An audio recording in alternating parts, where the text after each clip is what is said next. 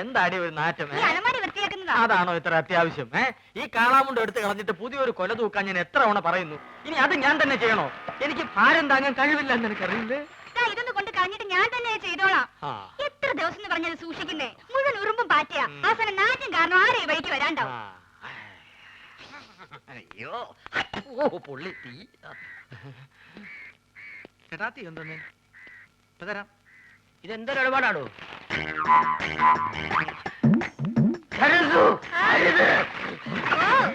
അയ്യോ കാടി തട്ടിയോ? സുഗുണം വരുന്നുണ്ട്. കളഞ്ഞോ? നീ ആ പഴക്കൊല്ലെടുത്ത് തൂക്കോ. പോ.